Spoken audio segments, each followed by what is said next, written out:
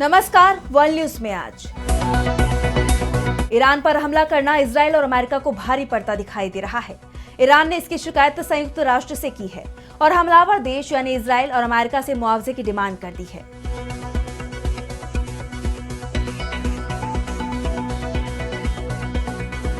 Iran का कहना है कि उस पर बिना किसी कारण के हमला हुआ। अमेरिका और इजराइल ने अंतर्राष्ट्रीय समझौतों का उल्लंघन नहीं किया है। यहां तक कि ईरान के परमाणु संयंत्रों पर भी हमला किया गया। इस युद्ध अपराध के लिए इन दोनों देशों को सजा मिलनी चाहिए। तो ईरान के इस कदम से संकट में है अमेरिका और इजराइल। वैसे भी ईरान पर इजराइल के हमले को दुनिया में अमेरिका के अलावा कहीं से समर्थन नहीं मिला था। यूरोप ने तो इजराइल का बहिष्कार ही कर दिया था और आईसीसी ने नेतन्याहू की गिरफ्तारी का वारंट जारी कर दिया था।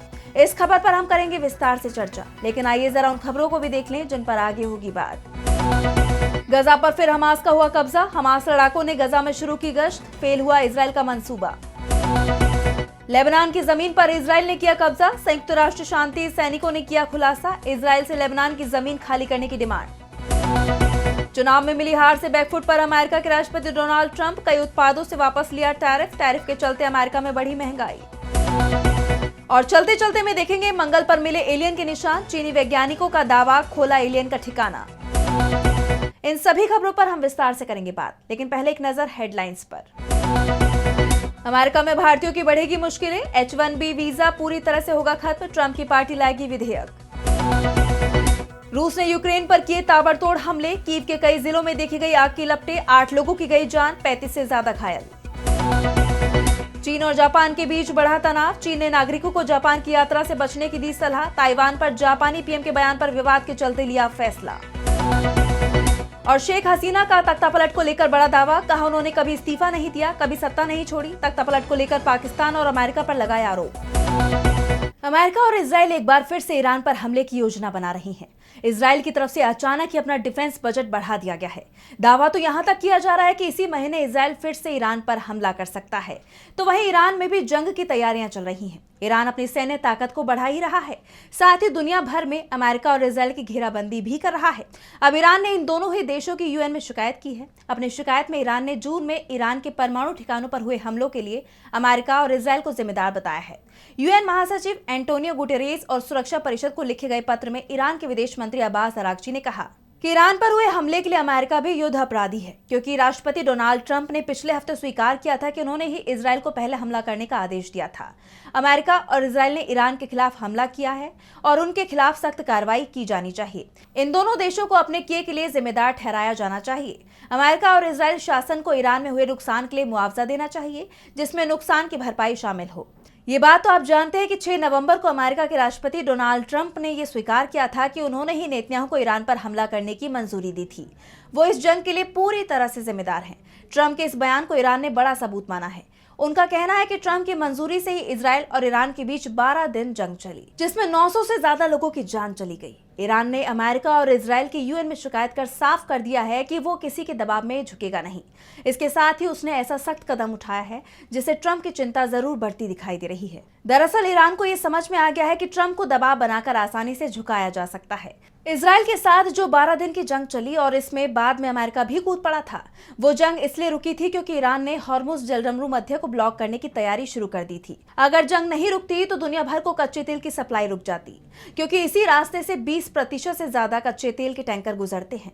ईरान ने जंग के समय किसी भी तेल टैंकर को नहीं रोका था, लेकिन अब खबर आ रही है कि ईरान ने एक तेल टैंकर को अपने कब्जे में ले लिया है। खबर आ रही है कि हॉर्मुज जलडमरू मध्य से गुजर रहे एक ईंधन टैंकर का अचानक अपने प्रबंधन दल से संपर्क टूट गया। टैंकर यूएई से सिंगापुर की तरफ जा रहा था और आखिरी बार उसे ईरानी क्षेत्रीय जल की तरफ मुड़ते हुए देखा गया। अमेरिका का दावा है कि मार्शल द्वीप के झंडे वाले इस तेल टैंकर को ईरान ने अपने कब्जे में ले लिया। इस टैंकर का नाम तालारा है। इसकी लंबाई लगभग 750 फुट और चौड़ाई लगभग 100 फुट बताई गई है। न्यूयॉर्क टाइम्स की रिपोर्ट के मुताबिक जहाज के गायब होने के कुछ ही घंटे बाद ईरान से जुड़े मैसेजिंग प्लेटफॉर्म पर दावा किया गया कि इस्लामिक रिवॉल्यूशनरी गार्ड के नौसैनिक दस्तों ने यह जहाज जब्त किया। अमेरिका की नौसेना पहले भी ईरान पर कई समुद्री हमलों का आरोप लगाती रही है। वर्ष 2019 में कई तेलवाहक जहाजों पर चुंबकीय विस्फोटक लगाए जाने का मामला सामने आया था। 2021 में एक हमला ऐसा हुआ जिसमें एक तेलवाहक जहाज पर ड्रोन हमले से 2 यूरोपीय कर्मियों की जान चली गई थी। ईरान की तरफ से किसी बड़े जहाज को जब्त करने की पिछली महत्वपूर्ण घटना साल 2022 में हुई थी, जब 2 यूनानी टैंकरों को रोक लिया गया था। बाद में उन्हें छोड़ दिया गया। लेकिन इस बार ईरान ने जो कदम उठाया है उसे सीधे सीधे अमेरिका के लिए बड़ी चुनौती माना जा रहा है। ईरान ने अमेरिका को मैसेज दे दिया है कि अगर अब जंग हुई तो वो हॉर्मुज जलदमरू मध्य को बंद करने से पीछे नहीं हटेगा। अब आगे बढ़ते हैं और बात करते हैं गजा की। गजा पर कब्जा करने का इजराइल का प्लान पूरी तरह से फेल हो चुका है। अमेरिका के दबाव में इजराइल की सेनाओं को पीछे हटना पड़ा है। वैसे इजराइल को एक राहत जरूर मिली है। उसके जितने बंधक हमास के कब्जे में थे उन्हें रिहा कर दिया गया है। कई बंधकों के शव भी इजराइल को सौंप दिए गए हैं। इस दौरान हमास ने भी ये बता दिया कि गजा पर उसका ही दबदबा है और रहेगा भी, जबकि नेतन्याहू दावा कर रहे थे कि उन्होंने हमास को कमजोर कर दिया है। अमेरिका के राष्ट्रपति डोनाल्ड ट्रंप का कहना था कि गजा में हमास के लिए कोई जगह नहीं है, लेकिन हमास ने भी साफ कर दिया था कि वो किसी भी हालात में गजा को नहीं छोड़ेगा। हमास ने जो कहा वो दिखाई भी दे रहा है। युद्ध विराम समझौता होने के बाद पूरे गजा पर फिर से हमास का नियंत्रण दिखाई देने लगा है। गजा में हमास के लड़ाके गश्त कर रहे हैं। वो इजराइल समर्थकों की तलाश कर रहे हैं और मिलते ही उन्हें सजा भी दी जा रही है। हमास में खाने पीने की चीजों की कीमतों को नियंत्रित कर रहे हैं। गजा वासियों का भी कहना है कि वो हर तरह से गजा में हमास के नियंत्रण को महसूस कर रहे हैं। गजा में हमास के कब्जे वाले इलाकों में आने वाली हर चीज पर अधिकारी नजर रख रहे हैं। हमास के अधिकारी ईंधन और सिगरेट सहित कुछ निजी तौर पर आयातित वस्तुओं पर टैक्स लगा रहे हैं और उन व्यापारियों पर जुर्माना लगा रहे हैं जो ज्यादा दाम वसूल रहे हैं। गजा के लोगों के लिए हर संभव सहायता भी पहुंचाने का काम कर रही हैं। हालांकि हमास सरकार के मीडिया कार्यालय के प्रमुख इस्माइल अल थबावता ने सिगरेट और ईंधन पर टैक्स लगाने के आंकड़े गलत बताए हैं। उन्होंने इस बात से इनकार किया कि सरकार कोई टैक्स बढ़ा रही है। यानी गजा पर एक बार फिर पूरी तरह से हमास का कब्जा हो गया है, जो नेतन्याहू के लिए बड़ी चुनौती माना जा रहा है, क्योंकि नेतन्याहू लगातार चेतावनी दे रहे थे कि गजा में हमास फिर से शक्तिशाली होता है और हमले की कोशिश करता है तो वो सैन्य अभियान दोबारा शुरू कर देगा। लेकिन नेतन्याहू की चेतावनियों का कोई भी असर हमास पर होता नहीं दिखाई दे रहा। गजा में भी हमास को जबरदस्त समर्थन मिल रहा है। जैसा आप जानते हैं कि इजराइल और अमेरिका समेत कई पश्चिमी देश हमास को हथियार डालने और गजा की सत्ता से हटाने की मांग कर रहे हैं, लेकिन हमास की तरफ से इस डिमांड को पहले ही खारिज कर दिया गया था। इसके साथ अभी तक इस बात पर भी सहमति नहीं बन पाई है कि उनकी जगह कौन लेगा। ट्रंप ने भी पहले हमास को ये छूट दे दी थी कि वैकल्पिक व्यवस्था होने तक हमास ही गजा में व्यवस्थाएं देखेगा, लेकिन गजा में जिस तरह से हमास को कोई चुनौती नहीं मिली, उसने अमेरिका और इजराइल की रणनीति को पूरी तरह से फेल कर दिया है। और अब बात करते हैं लेबनान पर इजराइल के कब्जे की। इजराइल की सरकार अपने देश के लोगों को ग्रेटर इजराइल का सपना दिखाती रही है, जिसमें फिलिस्तीनी क्षेत्र के साथ ही जॉर्डन, मिस्र, सीरिया और लेबनान की जमीन का बड़ा हिस्सा इजराइल में शामिल बताया गया है।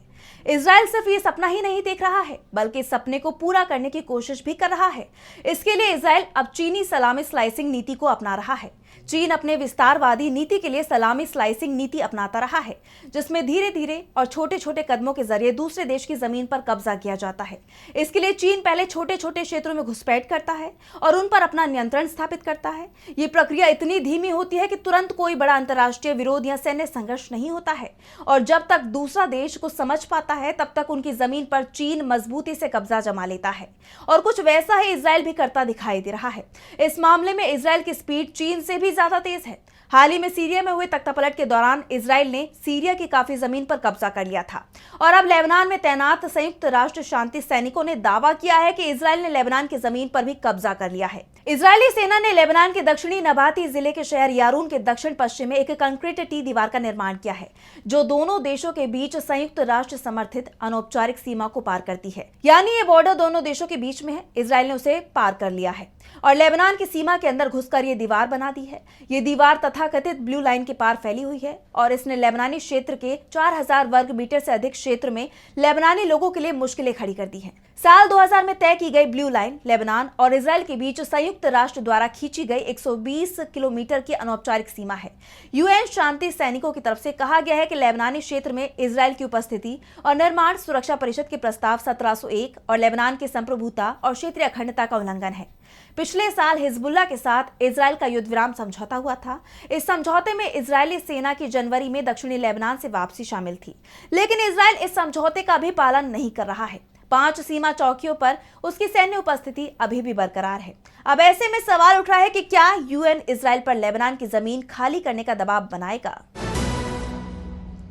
अब आगे बढ़ते हैं और बात करेंगे डोनाल्ड ट्रंप के यू टर्न की। ट्रंप के बारे में ये बात तो पहले से ही कही जाती रही है कि वो अचानक कोई बड़ा फैसला ले लेते हैं और बाद में पलटी मारकर उसे वापस भी लेते हैं, और ऐसा ही कुछ उनके टैरिफ वाले फैसले को लेकर दिखाई दे रहा है। पहले तो ट्रंप ने दुनिया के तमाम देशों पर टैरिफ लगाया, फिर कई देशों से समझौता कर इसे कम कर दिया और अब कई उत्पादों से टैरिफ को पूरी तरह से समाप्त भी कर दिया है। दरअसल ट्रंप के टैरिफ के चलते अमेरिका में महंगाई बढ़ गई, लोगों के लिए आम जरूरत की चीजें खरीदना मुश्किल हो गया। इसे लेकर ट्रंप के खिलाफ विरोध प्रदर्शन भी हुए, लेकिन ट्रंप ने किसी की नहीं सुनी और दावा करते रहे कि टैरिफ से अमेरिका को बहुत कमाई हो रही है। लेकिन एक हार ने ट्रंप को बैकफुट पर धकेल दिया। इस महीने हुए इलेक्शन में वर्जीनिया, न्यू जर्सी में गवर्नर पद के साथ ही न्यूयॉर्क के मेयर पद पर डेमोक्रेट्स को बड़ी जीत मिली। इसके अलावा भी कुछ और सीटों पर चुनाव हुए जहां रिपब्लिकन पार्टी हार गई। रिपब्लिकन नेताओं ने भी अपनी हार के पीछे ट्रंप की टैरिफ नीति को सबसे बड़ा कारण बताया था। इसके बाद डोनाल्ड ट्रंप ने कुछ चीजों पर टैरिफ हटाने का फैसला किया है।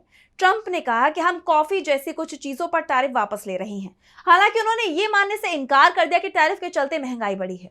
वहीं डेमोक्रेट्स का कहना है कि ट्रंप की नीतियां अमेरिका की जनता को नुकसान पहुंचा रही हैं। अमेरिकी सरकार ने जिस उत्पादों से टैरिफ हटाया है उसमें कॉफी, बीफ के साथ फल और सब्जियां जिसमें फलों के जूस, कोकोआ, मसाले, केले, संतरे, टमाटर और कुछ उर्वरक भी शामिल हैं, उनसे टैरिफ हटाने का आदेश दिया है। अब अमेरिका के इस फैसले से जिन देशों को सबसे ज्यादा फायदा होगा उसमें ब्राजील पहले नंबर पर है। ब्राजील अमेरिका को सबसे ज्यादा बीफ निर्यात करता था और अमेरिका ने सबसे ज्यादा टैरिफ भी ब्राजील पर ही लगा दिया था, जिसके चलते अमेरिका में बीफ की कीमत बढ़ गई थी। ट्रंप के इस फैसले का भारत पर कोई खास फर्क नहीं पड़ेगा। वैसे इस बात की संभावना जरूर बनती दिखाई दे रही है कि जल्द ही भारत और अमेरिका के बीच ट्रेड डील हो सकती है, जिसके बाद भारत पर अमेरिका ने जो भारी भरकम टैरिफ लगा रखा है उसे कम किया जा सकता है। और अब चलते चलते मैं बात करेंगे मंगल ग्रह और एलियंस के घर की। लाल ग्रह यानी मार्स को लेकर चीन ने एक ऐसा चौंकाने वाला दावा किया है जिसने पूरी स्पेस कम्युनिटी में हलचल मचा दी है। जी हाँ, चीन का कहना है कि उन्हें मार्स पर नई तरह की गुफाएं मिली हैं जिनका सीधा कनेक्शन एलियन जीवन से हो सकता है। अब तक मार्स पर ज्वालामुखी फटने से बनी लावा ट्यूब जैसी गुफाएं ही मिली थी, लेकिन शेनज़ेन यूनिवर्सिटी के चीनी वैज्ञानिकों ने जो खोज की है वो एकदम अलग है। उनका दावा है कि ये नई भूमिगत गुफाएं चट्टानों में पानी के तेज दबाव से बनी हैं। पृथ्वी पर ऐसी संरचनाओं को कार्स्टिक केव कहा जाता है, यानी सोचिए कि मार्स पर कभी हमारी धरती की तरह ही पानी हुआ करता था। रिसर्चर्स का मानना है कि ये गुफाएं उस समय एलियन जीवन को पनपने के लिए जरूरी हालात पैदा करती थी। ये गुफाएं एक तरह से प्राचीन जीवन के सबूत छिपाए हुए हैं जो कभी इन जलमग्न दरारों में रहते होंगे। वैज्ञानिकों ने मंगल के उत्तरी गोलार्ध में हेब्रिस वैलिस इलाके में 8 संभावित कार्स्टिक केव्स की पहचान की है। नासा के थर्मल एमिशन स्पेक्ट्रोमीटर से मिले डेटा और हाई रेजोल्यूशन 3D मॉडल से पता चला कि इन जगहों की चट्टानों में कार्बोनेट और सल्फेट भरपूर है। ये वही चट्टानें हैं जो पानी में आसानी से घुल जाती हैं, यानी ये गुफाएं ठीक उसी तरह बनी होंगी जैसे धरती पर पानी घुलनशील चट्टान को काटकर गुफाएं बनाता है। ये खोज सिर्फ प्राचीन जीवन के लिए अहम नहीं है। चीन की टीम का मानना है कि प्राकृतिक गुफाएं भविष्य के मानव मिशनों के लिए शानदार शेल्टर बन सकती हैं। ये गुफाएं मंगल की सतह पर आने वाले खतरनाक धूल भरी आंधियों, हाई रेडिएशन और भयानक तापमान से बचाकर एक सुरक्षित रिसर्च सेंटर बनाने का मौका दे सकती हैं। यानी कुल मिलाकर ये दावा मंगल पर जीवन की संभावना को एक नई दिशा देता है और दिखाता है कि एलियंस का घर शायद अब भी लाल ग्रह के अंधेरे कोनों में छिपा हो। तो फिलहाल के लिए वर्ल्ड न्यूज में बस इतना ही। देश और दुनिया की तमाम बड़ी खबरों के लिए देखते रहिए DV लाइव। नमस्कार।